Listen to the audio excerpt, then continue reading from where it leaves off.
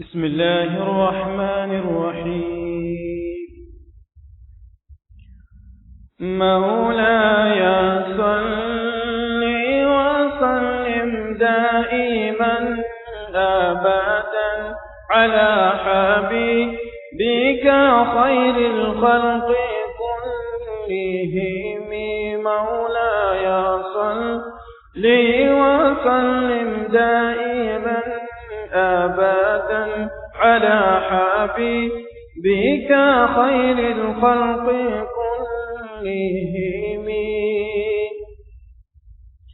إن تتلها خيفة من حر نار الغار، إن تتلها خيفة من حر نار الغار، أطفأت حر الغار من وردها شابيمي، أطفأت حر الغار من وردها الشابيمي. مولاي صل وسلم دائما أبدا على حبيبك خير الخلق كلهم.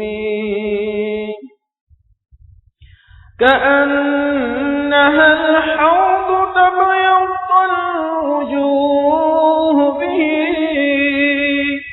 كأنها الحوض تبيض الوجوه به من العصاة وقد جاءوه كالحمام، من العصاة وقد جاءوه كالحمام.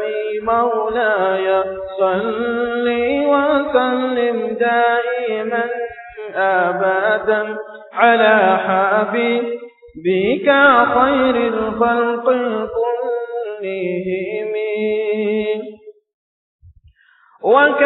وكالصراط وكالميزان معضلة، وكالصراط وكالميزان معضلة، فالقسط من غيرها في الناس لم يقم، فالقسط من غيرها في الناس لم يقم. مولاي صل وسلم دائما أبدا على حبيبك خير الخلق كلهم. لا تعجبا لحسود الراح ينكرها، لا تعجبا لحسود الراح ينكرها.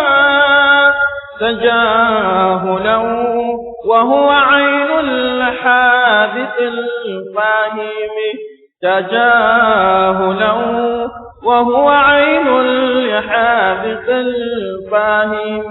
مولاي صل وسلم دائما أبدا على حبيبك خير الخلق كلهم.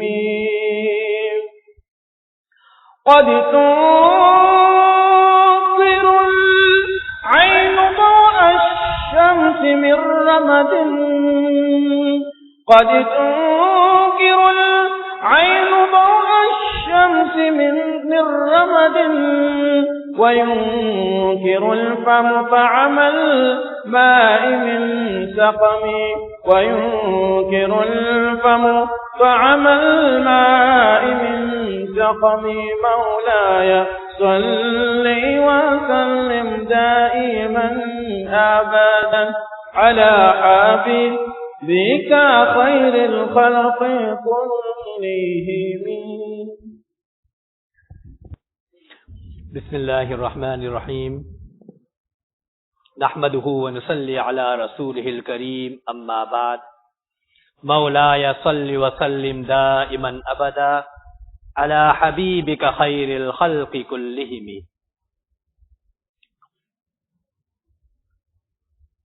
most respected elders and friends, mothers, sisters in Islam, these are the last few poems of the 6th chapter of Qaseedah Burdah, dedicated in explaining the virtues of the Quran Kareem.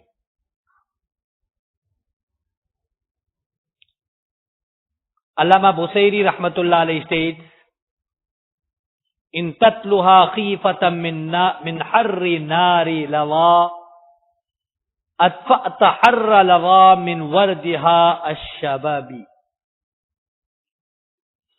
In the second poem, Ward refers to a water trough and Shabimi refers to cold water. In the first poem, the word lava, it refers to blazing hot. The translation is that if you recite the verses, the ayat of the Quran Kareem, to save yourself from the heat of the blazing fire, referring to a fire of hell, then you would put off the heat of the blazing fire with its cool water, that is with the recitation of the Quran Kareem. كأنها الحوض تبيض الوجوه به من العصاة وقد جاءوه كالحمم. In the second poem, humam, it refers to coal, which is dark and it is black in color. So Allama Busayri explains that the verses of the Quran Kareem, they are like the Hawd Kawthar. The Hawd Kawthar through which faces of sinful people whose faces were like coal would become illuminated after drinking water from the Hawd Kawthar. In these two poems, Allama Busayri rahmatullahi likens the Quran Kareem to the Hawd Kawthar. On the day of Qiyamah, everybody will be in a troublesome state. They would go to Nabi Kareem sallallahu alayhi wasallam, and Nabi Kareem sallallahu alayhi wasallam would intercede for people, and Nabi Kareem sallallahu alayhi wasallam would give the ummah water from his pure khas pond, the Hawd Kawthar. And the effect of that drinking water from the Hawd Kawthar would be in the hot blazing heat of the fire on the day of judgment. The person will drink one sip of that Hawd Kawthar, his thirst will be quenched forever. And it is the effect of that water that his face will be brightened, his face will be illuminated. That is same with the Quran Kareem. When a person recites the Quran Kareem, then it will quench his thirst from within, the thirst of searching for Almighty Allah Tabarak wa Ta'ala, the thirst for ruhaniyat and spirituality, the thirst for attaching himself with the Quran Kareem. And the reciting the Quran Kareem, abundant recitation of the Quran Kareem, it brightens and it illuminates the faces of people. وَكَالصِّرَاطِ وَكَالْمِيزَانِ مُعْضِلَةً فَالْقِسْطُ مِنْ غَيْرِهَا فِي النَّاسِ لَمْ يَقُمِ. Allama Busayri states the Quran Kareem, it is like the Pul Sirat. And the Quran Kareem, it is like the scales of justice. The Pul Sirat, the bridge that goes over Jahannam, is absolutely straight. The Quran Kareem is also absolutely straight. وَأَنَّ هَذَا الْقُرْآنِ يَهْدِي لِلَّتِي هِيَ أَقْوَمُ. Quran Kareem is absolutely straight in its guidance, and لَيْسَ فِيهَا عِوَجٍ. There is no deviation in that, not right, not to the left. It is absolutely clear and straight. And the Quran Kareem, in fairness, justice, equity, in presenting what is the fair, correct, right thing to do, fulfilling the hukuk of every human being, it is like the scales of justice on the day of Qiyamah, absolutely perfect. Allama Busayri says in the second poem, justice without the Quran Kareem. Justice without the Quran Kareem among people cannot be established. If the world is searching for justice, the world is searching for equity, And in every level of life, whether it is in a domestic life between the husband and the wife, between the parents and the children, between friends and friends, between neighbors and neighbors, between business associates, every aspect of life, we search for the justice in the Quran Kareem, you will get it. You search for it elsewhere, you will never get it. So Allama Busayri says, justice without the Quran Kareem can never be established among people. لا تعجبا لحسود راعى ينكرها تجاهلا وهو عين الحاذق الفهمي. In the second poem, tajahulan refers to a person that pretends. Some people are masters in pretending. So tajahulan, a person who is a pretender, and haziq refers to a person that is shrewd, especially people that pretend they are very, very shrewd. And al-fahimi, a person who's got understanding. Again, a person who pretends, he must have understanding for him to be able to pretend. So Allama Busayri speaks about and condemns those people who are aware of the perfection of the Quran Kareem. They are aware of the greatness of the Quran Kareem. And with all that, they still deny the Quran Kareem. So Allama Busayri takes a swipe at them and he condemns them. And he tells that do not be surprised if a jealous person rejects the Quran Kareem. And the jealous person can only be a non-believer. It can be only a person who got stubbornness and he's got arrogance in him. And even non-believer, like at the time of Nabi Kareem Sallallahu Alaihi Wasallam, Abu Jahl, Ubay ibn Ka'b, all these people, they heard the Quran Kareem. They knew the haqqaniyat, the truthfulness of the Quran Kareem. They still denied it.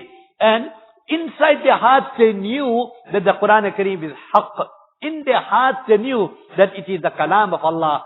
But tajahulan, they pretended as though it is not the Quran Kareem. And whereas intelligent people, Abu Jahl, his title was Abul Hakam.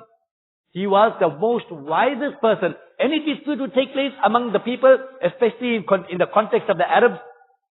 They would have tribal fights. You require great amount of skills, intelligence, wisdom to be able to resolve those kind of disputes.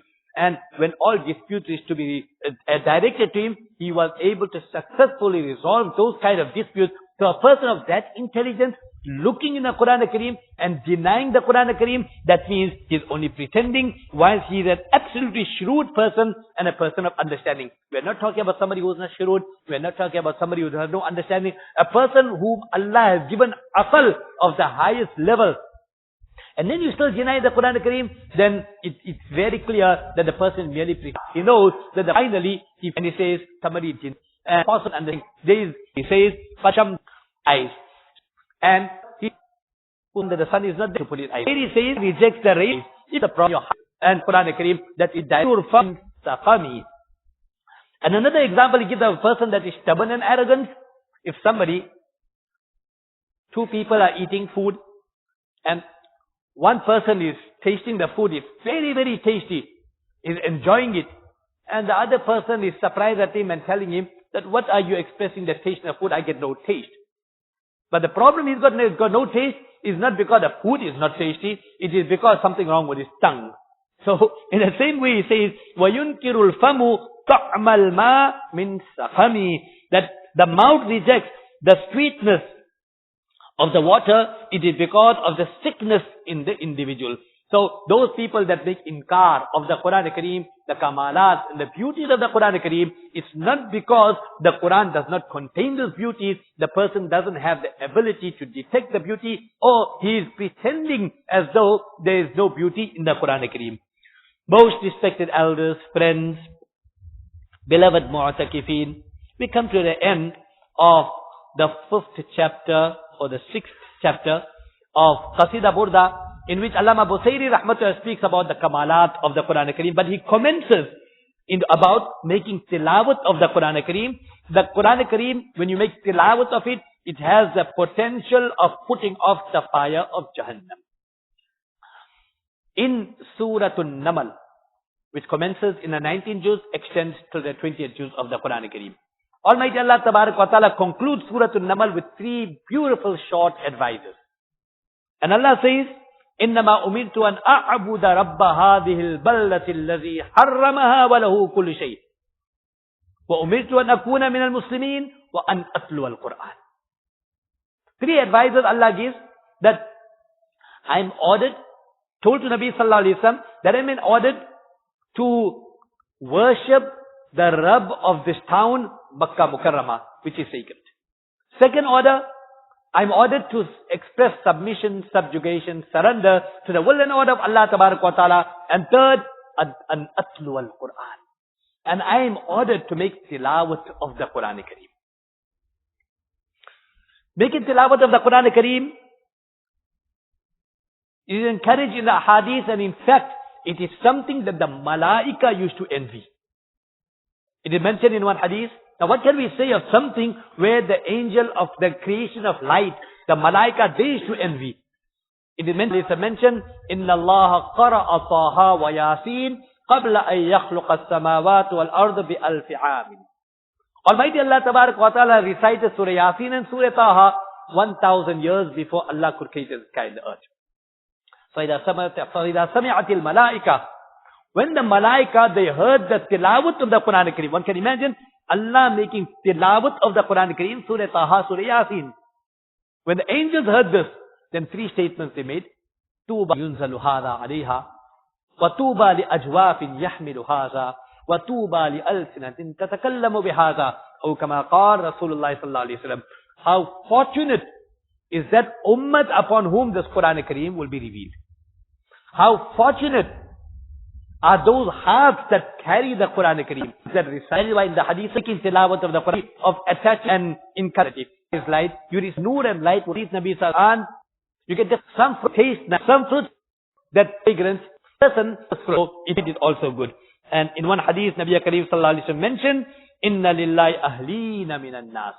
There is a household of Almighty Allah Tabarak wa Ta'ala. Like how people have families. So, in expressing the greatness of the Quran Kareem, Nabi Kareem Sallallahu mentioned in this world that it is as though Allah got a household. Sahaba, who are the household of Almighty Allah Tabarak wa Ta'ala? Hamalatul Quran. The bearers of the Quran Kareem. People who recite, who are hafiz of the Quran Kareem, they carry the Quran Kareem, or not only a hafiz, a person who attaches himself to a Quran Kareem, recites the Quran Kareem all the time. When we look in the lives of our pious, our elders, not even our ulama and akabirin, our elders, then one thing they had in them, they probably didn't have too much of knowledge of the Shariat, but one thing they had in them, that reading the Quran Kareem as much as possible. And Nabi Kareem Sallallahu Alaihi Wasallam speaks of Ash'ari in volume. Nabi Kareem says from Yemen. So Nabi says, I reckon of Ash'ari, then see the house of past day, that of God, this is tilawat Kareem in our house. The ummah, a person would have, then he would, Quran, to write the Quran, to write the entire Quran. When the Quran is there, written, but in her own hand, she must write the Quran Kareem. And the Arabic part of it, and the translation. To write one word, when she completes the Quran Kareem, and father will take it away. Marriage gift of the father, and written with the marriage gift law, the coming son, you got attachment with the Quran. That so much of attachment, the awam, the difference of the Quran, of talking about the Quran Kareem in coded language. Coded language. One person in the Kitab of Fiqh, where they speak about Imam Abu Hanifa rahmatullahi, and unique incident is mentioned. One person, Imam Abu Hanifa was in a majlis, sitting in a majlis. One person came up to Imam Abu Hanifa rahmatullahi, and just spoke to him in coded language. Wow or wawain. One wow or 2 wows. And somebody has to ask us that question, if I go take medicine. Somebody asked Imam Abu Hanifa, 1 wow or 2 wows. So Imam Abu Hanifa rahmatullah mentioned wawain, 2 wows. That person put up a smile on his face. He told, la wala. That person smiled, Imam Abu Hanifa smiled. And he went away. So people around asked Imam Abu Hanifa, what was this discussion all about? So Imam Abu Hanifa mentions that person, when he asked about wow or wawain, he was asking about the tashahud. You get different type of tashahud, and we read the 40 durud and salam, we see that at-tahiyyatu lillahi was-salawatu wat-tayyibat, everywhere there's wow, wow, wow, wow, wow. Right? And some tashahud, at-tahiyyat, there's no wow. At-tahiyyatu, zakiyatu, salawatu lillah, there's no wow. So, and these are different narrations. So he wanted to ask Abdullah ibn Mas'ud that tashahud that you read in salat, must there be a wow in between, or mustn't there be a wow? Must it be the tashahud according to Abdullah ibn Mas'ud, or must it be the tashahud according to Abdullah ibn Abbas? So Imam Hanifa rahmatullah mentioned, follow the tashahud of Abdullah ibn Masud, waween. That means, that's the tashahud we make. At-tahiyyatu lillahi, was-salawatu, wat-tayyibat. That means, there's vows between every two expressions. He got so happy with this answer. So, he told, la wala. So, what do you mean by la wala? He said that he referred to Imam Hanifa being such a great alim, that the like of this alim was not seen. La sharqiyatu wa la gharbiyya, yakadu zaytuha yudi'u wa law lam tamsasu nar. Such a alim was not even seen in the east and the west. Coded language, talking to Imam Hanifa rahmatullahi. So this was the people in the past, that they have so much of attachment with the Quran Kareem. One very important thing, that make it a habit every single day. If you don't know how to read the Quran Kareem, still to make an effort to read it. And even if you don't know how to read the Quran Kareem, then don't wait for the time when you're going to learn the Quran Kareem to open the Quran Kareem. Still to open the Quran Kareem. My dadima, my father's mother, she was, so to say, illiterate in the sense that she didn't know how to read Arabic. So she told to my nana, because they were brothers and sisters, that month of Ramadan comes and you all make so much of Quran, tilawat, khatam. I don't know how to read the Quran. So what must I do? So my nana told to her, to his sister, that don't worry, you open the Quran Kareem, and how you must read the Quran Kareem? You must look at every word, point your finger to every word, and you must say in Gujarati, "Eh Allah, I tamaru kalam che haq che." Allah, I tamaru kalam, khatam of the Quran Kareem from the beginning till the end, just like that. From the beginning till the end. And Allah gave a maut in the month of Ramadan, in the 27th night of Ramadan. And when you look from her progeny, her attachment to the Quran Kareem, Allah has given so many huffaz in her progeny. Attachment to the Quran Kareem is most important. And just to conclude, the Quran Kareem must never be used for personal gain. For personal gain, it should never be used. Mujaddid al-Fasani rahmatullahi, it is stated about him, during his time, there was one person who had a daughter. From a very young age, Allah blessed her with a large portion of the Quran Kareem. And it is stated that she just, not long after birth, she was able to recite the Quran Kareem. And it was a unique thing of that time. So her father would take his daughter everywhere to read the Quran Kareem and make it a means of income. So Hazrat Mujaddid al-Fasani rahmatullahi mentioned to the father, don't do this, because the Quran Kareem is too expensive to be used in this particular way, and the barakat of that is in your daughter will go away. So you say that it was not long after she was 4 years, by the age of 5 she has passed away, Allah Tabarak wa Ta'ala has taken away. So this is the Quran Kareem. Qari Abdul Majid was a very great Qari of India. You say one unique thing about him was that when he would stand to read the Quran Kareem, leave aside the Muslim, they had such attraction in his voice. Even if a non-Muslim was passing by, he would get attracted to his voice and he would stop there and there. This was the karamat of Qari Abdul Majid.